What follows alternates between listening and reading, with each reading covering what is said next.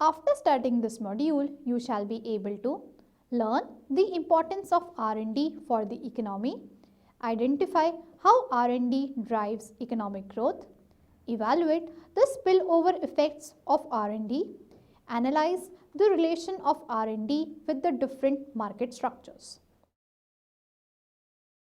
There is a close relation between science and technology and economic development of a country, which plays a vital and significantly important role among the firms in the field of competition.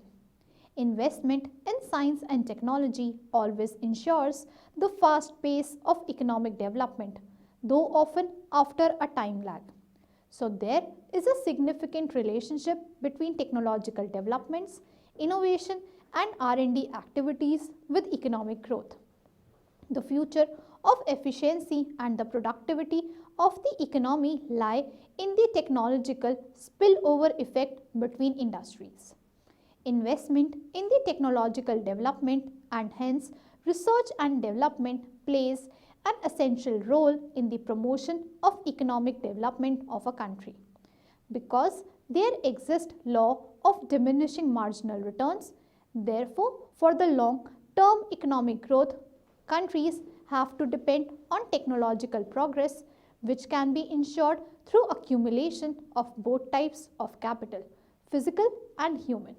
Only through steady investment in technological progress, economies can achieve quality and cost effectiveness in the process of production. Also, the investment in science and technology, or in other words, the investment in R&D, is highly influenced by the market structure. Therefore, market structure and R&D are highly correlated with the development and growth. R&D, the engine of economic growth. There is a close interdependence between development and growth and technological innovation in an economy. Technological progress is widely considered as the major engine of economic growth. So, investment in R&D plays a leading role in the economic development and growth of an economy. A number of economic development and growth theories have tried to explain the design of growth of world economies. Among these, the endogenous growth theories have played a dominating role. Romer was the architect of the thought endogenous growth model in 1986. Endogenous growth models assert that human capital and existing knowledge base of the economies play a major role in the technological innovations and R&D of the economy.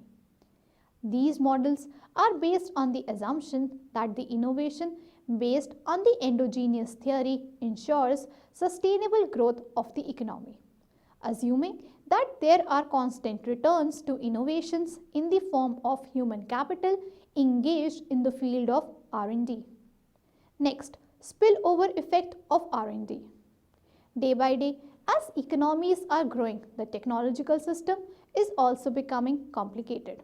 So, to achieve a constant rate of innovation, it is essential for economies to invest more and more in R&D of every product. There are a large number of products in any economy and this number is increasing over time.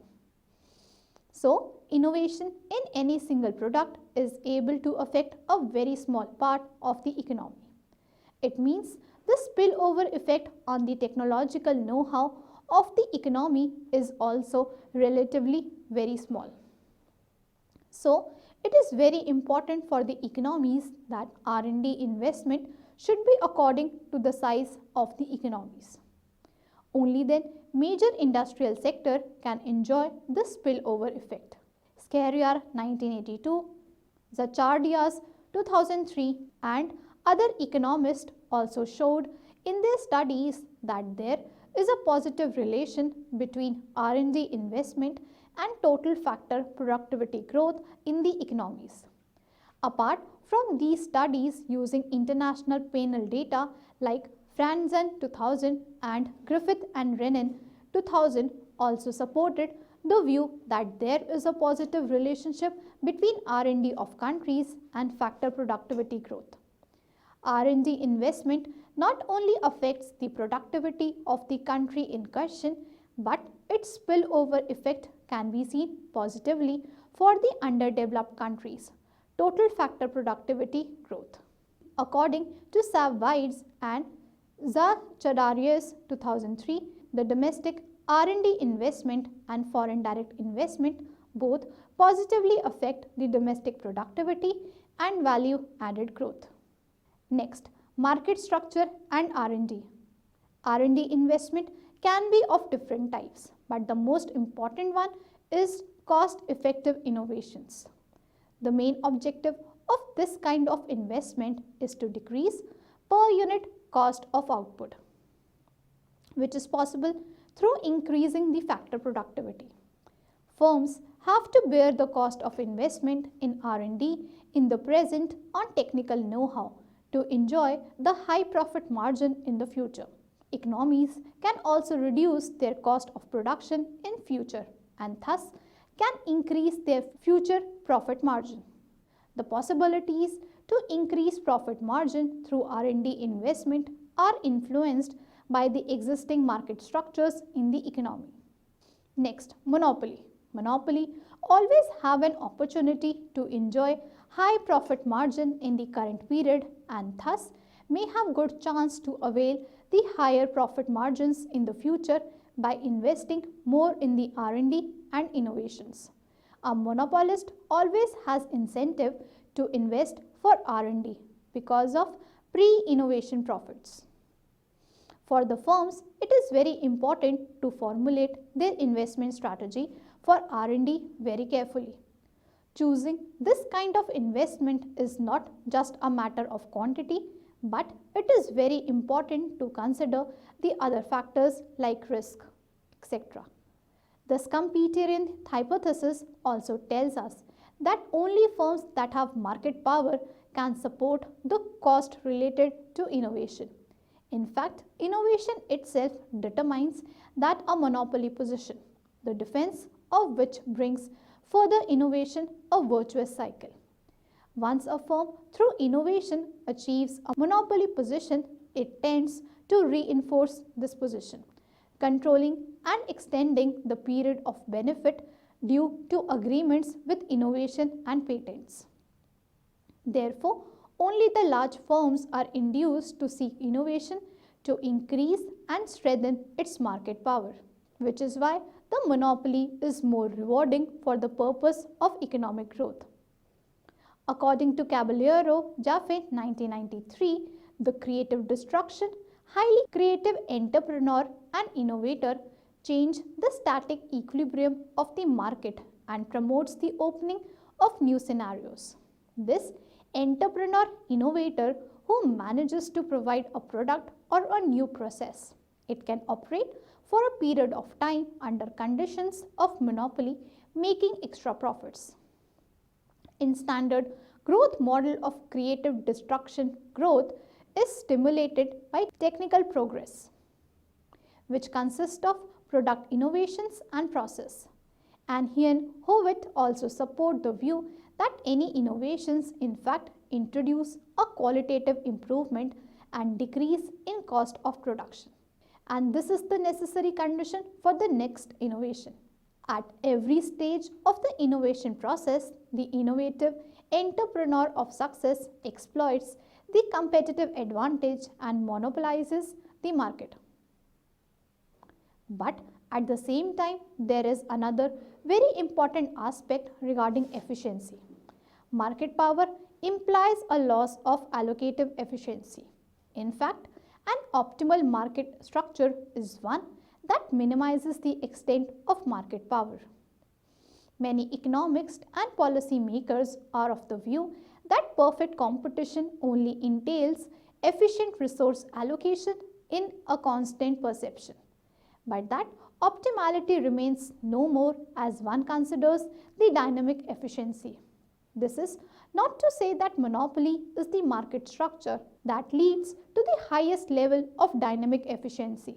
Rather, It implies that the optimal system is one of dynamic competition where in the short run there always will be some degree of market power through a temporary market power. Next, perfect competition.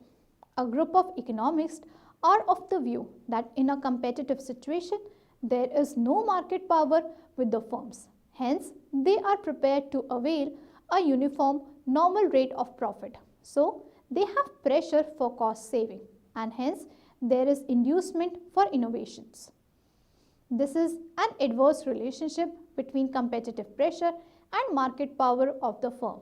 Here, it is emphasized that the rate of innovation is also inversely related to the degree of market power.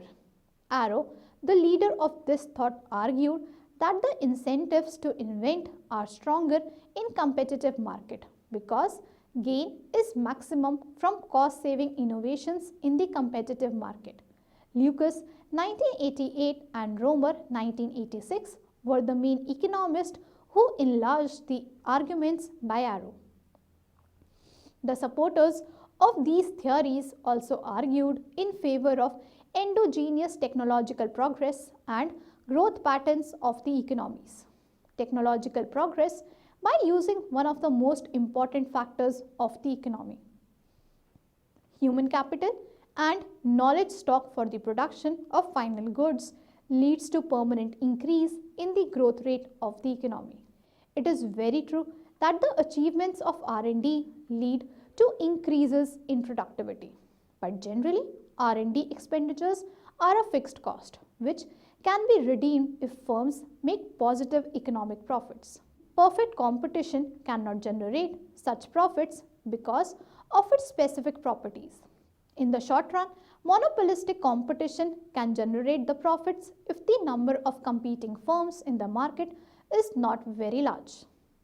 Next, monopolistic competition. In the monopolistically competitive market, because of large number of firms and product differentiation, each firm comes with a different variant of the product.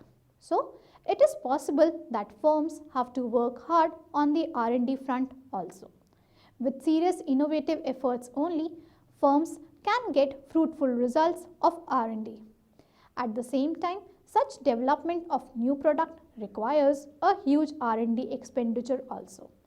This expenditure plays a very important role to create barriers to entry. New firms will enter into the market only up to the level when R&D costs do not go beyond the net present value of future profit as a result of the introduction of a new product to the industry. According to Dixit-Stiglitz 2004, in the long run, the number of firms is limited. Also, entry of new firms reduces the profit of all the firms in the market. The ultimate result will be that again economy goes back to its static mode.